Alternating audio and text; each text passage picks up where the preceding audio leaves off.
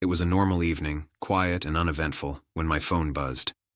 I picked it up, expecting a casual message from my wife, maybe a reminder about dinner, a joke, or even a simple, good night. Instead, my heart stopped cold. I want a divorce, all communication through my lawyer. The words hit me harder than any physical blow ever could.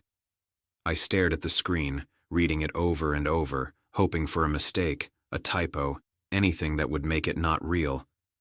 But it was real. And in that instant, my entire world shifted. I felt a wave of disbelief first, then anger, then an emptiness so deep it felt like my chest had been hollowed out. This was the woman I had shared my life with, my home, my plans, my future. And now, she had erased it all with a single text. I called her immediately. No answer. I texted back, heart pounding, trying to reach the person I thought I knew. What? Why? Can we talk? No reply. The lawyer part was the worst. It wasn't just a divorce. It was a cold, calculated decision to remove any personal interaction, any opportunity for discussion, any hope of reconciliation. I felt powerless. I went home, sat in the empty living room, and tried to make sense of it.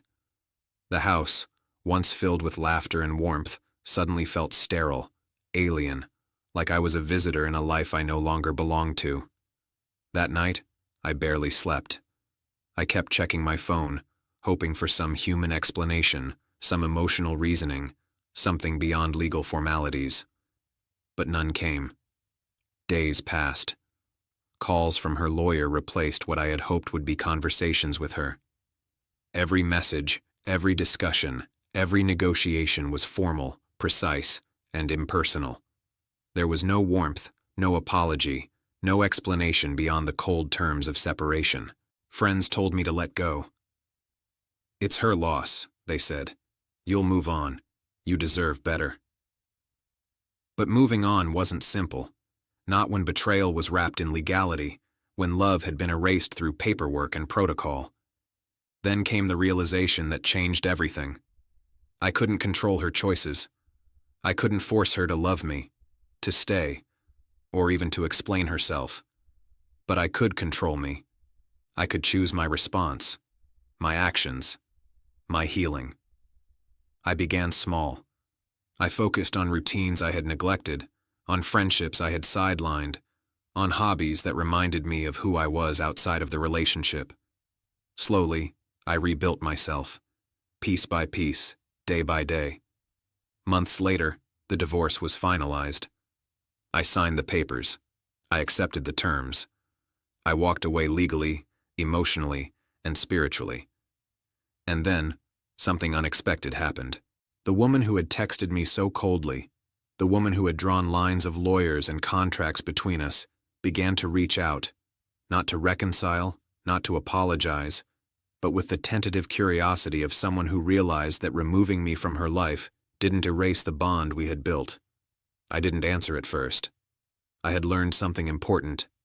You don't respond to betrayal with desperation.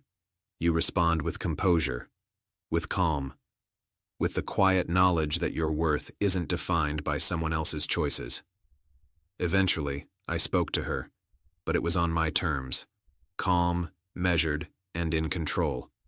No pleading, no anger, no attempts to reclaim what had been lost. Just clarity.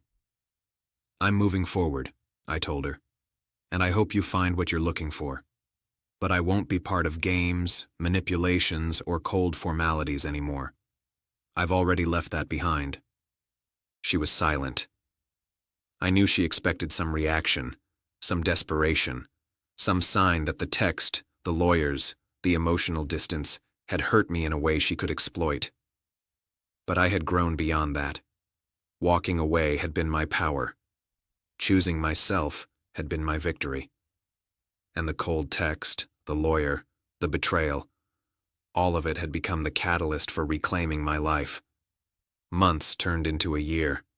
I rebuilt my social circle, strengthened my career, rediscovered passions I had set aside, and most importantly, I rediscovered myself.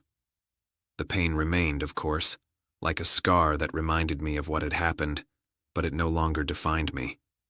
The woman who had texted me that fateful night learned too late that her attempt to control the end of our story had failed. I had already rewritten it. I had chosen freedom, dignity, and self-respect over heartbreak and bitterness. Sometimes betrayal isn't loud. Sometimes it isn't dramatic. Sometimes it comes as a single cold text in a lawyer's voice. But surviving it, rising above it, and walking away stronger, that's when the real victory happens.